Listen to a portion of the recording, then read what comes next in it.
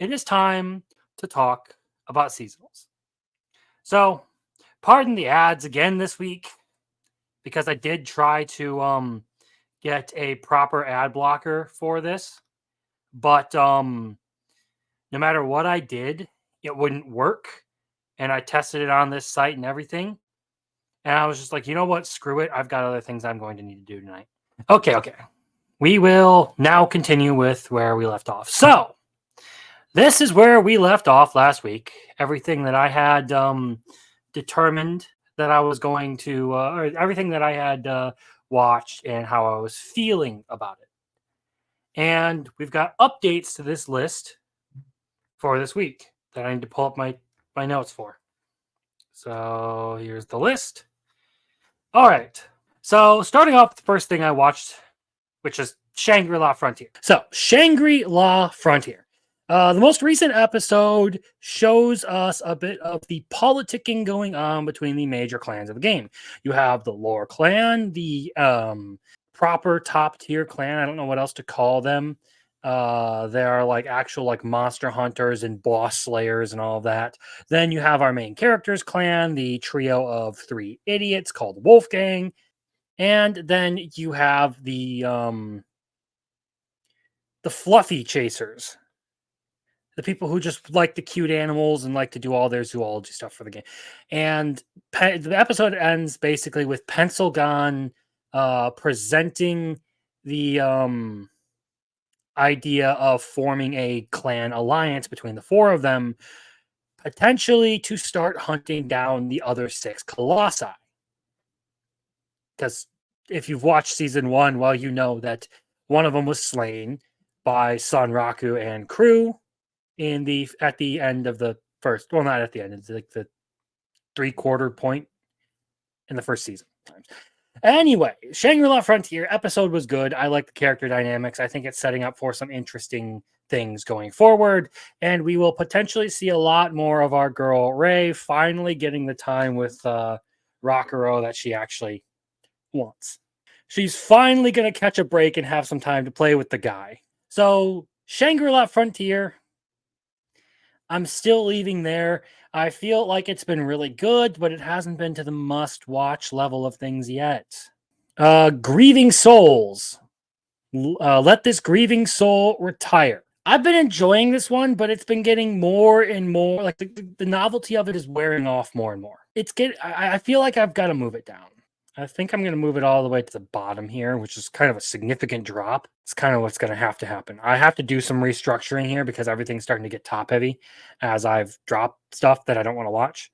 So I think I'll actually just move this down to the okay section and start a little bit of that restructuring and evening things out. The reason being the novelty is wearing off. The idea of this guy like constantly like being insecure about himself and I can't do anything and yada yada yada.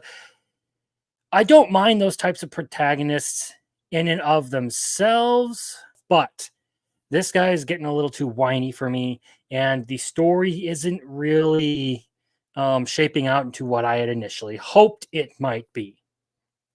So there's that. It's still enjoyable. I still like watching it, but it hasn't done a very good job of keeping me interested. I feel like the past couple of episodes have slowly had it fall off, especially with the abuse of Tino, who deserves much better than than the treatment she gets in that series. Like, come on, give the poor girl a break. I'll be a villainess who goes down in history. And now, while I did initially like this rendition of the Otome game reincarnation isekai sort of anime, this one has also fallen off pretty decently for me, and I've got to move it down to just okay. And here's why. While there are some interesting things, the generic aspects of it are really starting to show. I feel like it's a little too shoujo, which, I mean, given the situation, I understand. It kind of is a shoujo thing. And I feel like it could do better with its writing. A lot of it is, again, like playing off of the like generic shoujo tropes that you might expect from an Otome game and all of that stuff, which I'm not very experienced with Otome games. I've never touched them. I don't do dating sims. It's not why I play video games. If I'm going to play video games, It's going to be like an open world sandbox, or it's going to be something like Monster Hunter where I can swing giant swords all day or shoot cool guns. That last episode was good. It had some really interesting implications as far as like the heroine and her effects on the world around her. There's this implication that there could be some sort of magical effect that compels people to like her and to like follow her without a thought. And there's also some interesting implications as far as the royal family and their relatives. And it could turn into some like really big twist or whatever. And we could find out that the heroine herself is another reincarnation who is a desperate narcissist who wants to control everyone. But that's just my complete speculation. It is an unfounded theory on that one. All in all, I feel like I'm moving it down to just okay because, well, it's not grabbing me like some of these other series are. Trillion Game. So Trillion Game actually did impress me with the last episode. I've been watching it dubbed, so technically I am 2 episodes behind of where I should be. Episode 6 came out. I am only on episode 4. So where I am at, our 2 main characters are in the final leg of the hacking competition.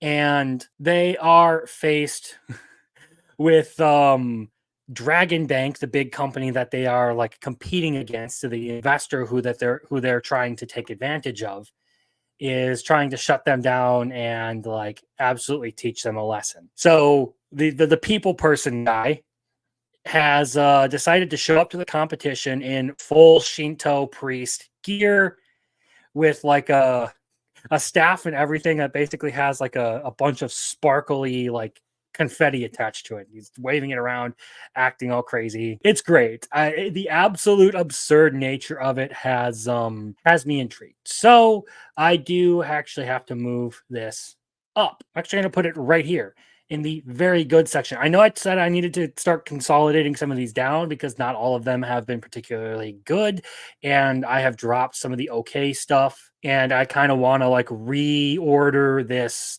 list because it's very top heavy, and I don't think all of these deserve to be up here in comparison to everything that was on the list at the time. They did, but now that some of this stuff has been dropped, I need to start bringing some of them down the list, especially because some of them have more or less started to impress me less. I guess that brings us to Dragon Ball Daima, which is going to sit exactly where it is. That's the next one on the list. Its combat has been good so far.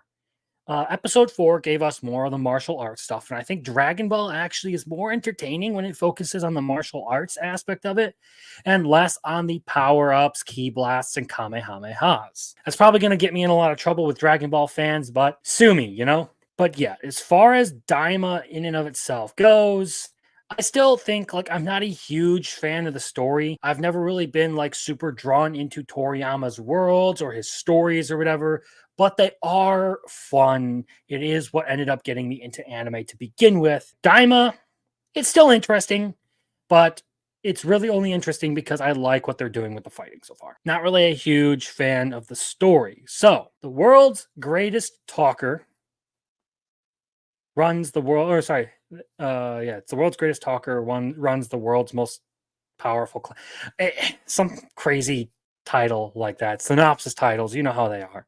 It consistently gets darker and darker and darker with each episode, and I actually kind of like that.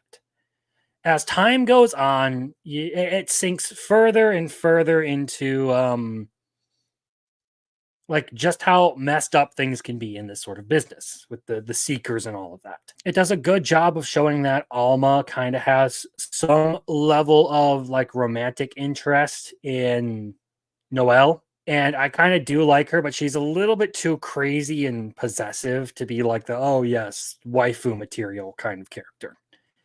Especially when she starts realizing that there could be other recruits to the party. Either way, I think it's been consistently getting better and better over the course of its runtime, but I can't move it up because all of these have been performing pretty consistently good.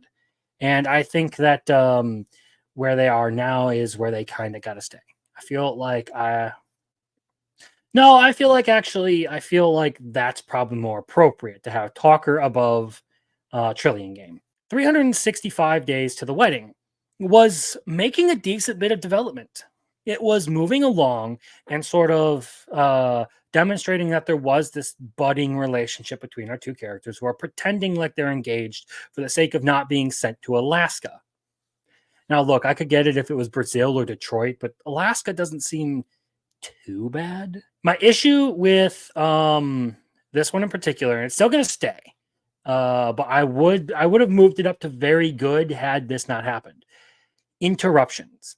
So right as our main guy is about to like say something really important to this, like like this really good build up to an emotional moment, like where he'd probably say something along the lines of "I really like you" or "I wish this relationship was real" or something like that.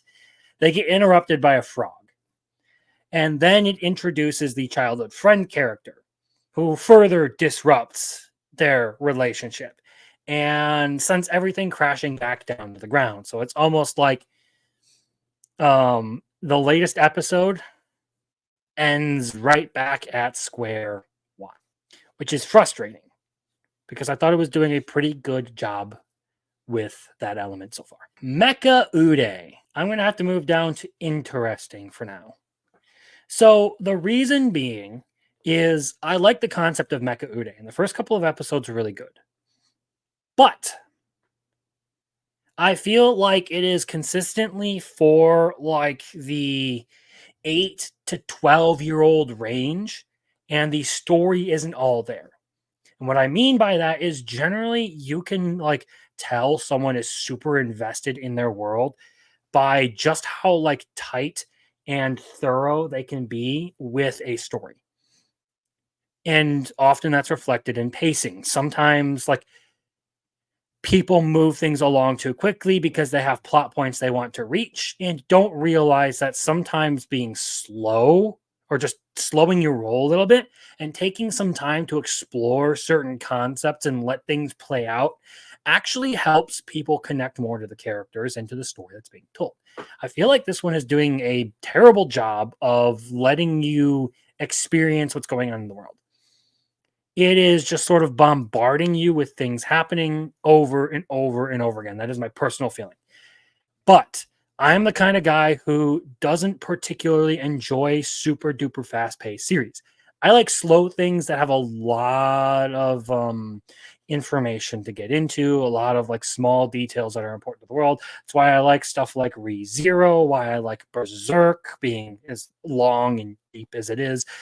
There's a balance to be struck there. I feel like some things do move too slowly for their own good, but I generally prefer to be on the more serious and drawn out side when it comes to stories. Mecha UD isn't really doing it for me in that regard. We're going to move on. Magi Lumiere Co-Limited. I like this series, but this again is one that I'm going to have to move down to just interesting. Because while I did really like its debut episode, I feel like it's focusing a little too much on the corporate side of it and not enough on like the actual magical girl stuff that really drew me in the first place. On top of that, I feel like the first episode's animation was kind of like the bait to draw people in. And honestly, I respect it, but it hasn't quite held up, especially because there hasn't been as much combat stuff going on since that first episode. I still like the characters, and I still like the series. It's just, it isn't living up to what I had hoped it would be. So for now, it's going to stay in just the interesting category. You Are Miss Servant had an interesting episode. And I actually have to move this one down a bit because, well, as much as I liked it, I feel like getting into some of the like assassin stuff right out the gate. Well, we're about middle of the season, I think. If I remember correctly, I think there's 12 episodes. We're about 5 episodes in. Getting to the assassin stuff with Yuki and bringing in other assassins and kind of introducing this high stress situation where Hideyoshi's been kidnapped by another assassin who wants to kill Yuki and make a name for her. So it felt kind of forced and a little bit contrived. I get that it's like a legitimate thing that can happen in the series. It logically follows that other assassins would be out there and that eventually you'd see other assassins in the series. But for it to happen here and to be resolved so quickly, I feel like it's a little bit of a rough patch in element to the story to try and force along some developments. I feel like you probably could have done better just by going with the more slice of life approach to it. Amagami Sister, I feel like I'm going to move this one to high interesting, actually, because as time has gone on, it feels like a little bit of the magic has been lost for me.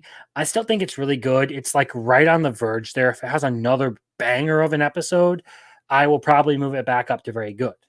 However, for the sake of, you know, moving things out of the very good category so that it's to be a little bit more fair to some of these things, um it needs to come down because this episode was a little bit stitched together, like I've been saying.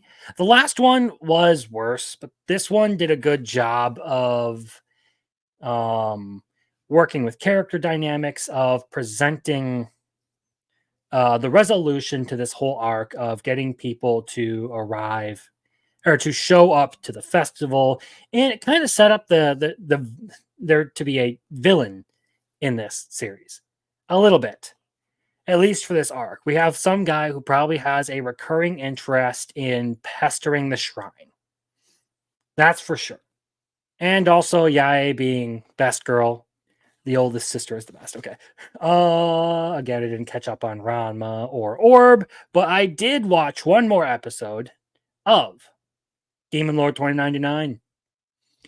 This one is also one I feel like probably needs to get moved down to high interesting. And why is that? Well, I'm not as hooked on it as some of the things that I am for like the very good category. And even in here, I feel like I would probably probably swap those, Ranma and Orb. But as far as Demon Lord 2099 goes, well, I watched one more episode. I still have two to catch up on.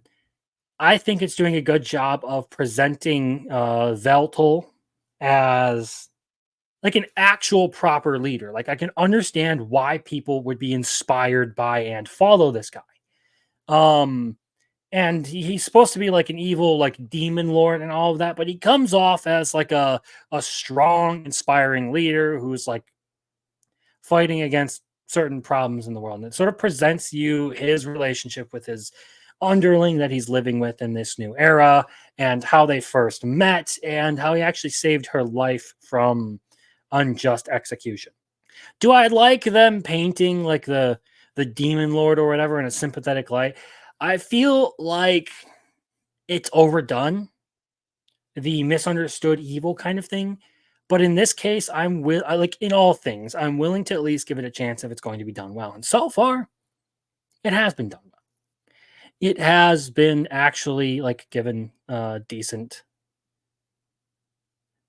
rendition here. So we're actually going to talk about those because I keep up with all of these no matter what, or at least try to. So Blue Box, I'm caught up on. Love it. Those last two episodes did a very good job of, again, emphasizing that there's a very wholesome element to Taiki and Kano's relationship, where they sort of push each other to do better and better as time goes on. And it shows that like there's actually like something there. Like there's some chemistry there. Like they're both competitive, they both want to succeed, and they're both the reason that the other is pushing forward for various reasons. Bleach. Actually, I'm going to move Bleach to the bottom of this one. As good as that last episode was, with like the return of Aizen and Grimjow, I'm not exactly sure I'm feeling everything that they were doing with it. It felt like an intermediary episode to sort of like cool off and move into the next step, when really what I wanted to see was just more stuff popping off from Bleach. Okay. It was good. Don't get me wrong. I'm just saying that Blue Box performed better over the course of the same number of episodes than Bleach did. Dondon's episode 5 did a really good job of showing how Dondon is a romance anime disguised as a shonen battler. And what I mean by that is the fact that um, the core element to it is effectively this relationship between Momo and Okaru. And everything else that kind of happens around that is just sort of the consequences of their first meeting and their forming a friendship and all of that stuff. I think they've executed very well with this. They have covered what the anime or what the manga did in the anime very well. And as far as pacing goes, I think it's been matching the actual pacing of the manga, which has been pretty good. It's a little bit fat on the fast side, if you ask me, but I think it serves this series well because it tends to be a little bit more chaotic and a little bit more funny. So keeping the pacing going at that a little bit, or keeping the series going at a little bit faster pace is healthier for it than trying to slow down and explore every single aspect. It doesn't try to like terribly overcomplicate things. And I appreciate that. It keeps it simple, it keeps it fun, and when it really needs to get into like the darker, more emotional moments of the series, it does a good job of that too. So all in all, fantastic. Episode 5 of ReZero. I think there's a lot to comment on this one. But particularly the thing that I like the most is it showed the progression of Subaru's character since the end of Arc 4.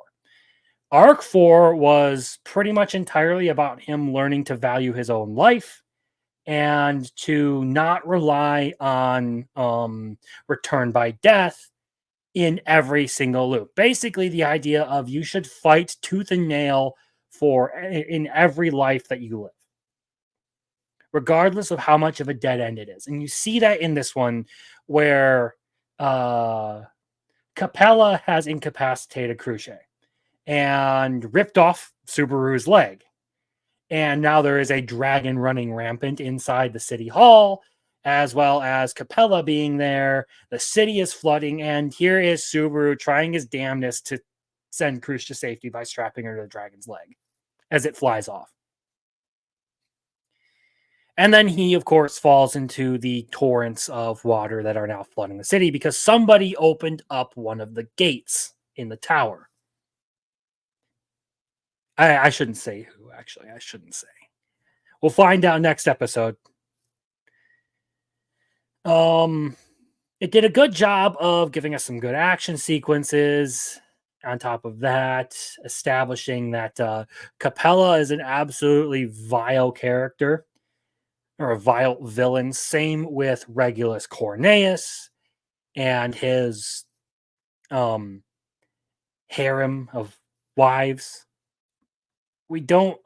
That's another thing. Is Wrath attacks headquarters, and that's going to cause some chaos. And that is as soon as everyone leaves the building. And right, they also encountered Gluttony. Julius has started fighting Gluttony, Roy Alphard. I keep having to say this, but Pristella Arc 5 is an entirely different beast than the rest of the series. Not only are there 4 Sin Archbishops present in the entire or present in this arc, there's a whole lot of other like almost the entire cast is here. And well, we're gonna see some different behavior from Subaru. Normally you would see him use return by death a lot, but in this particular instance, you're actually not going to see it too terribly much. Just saying.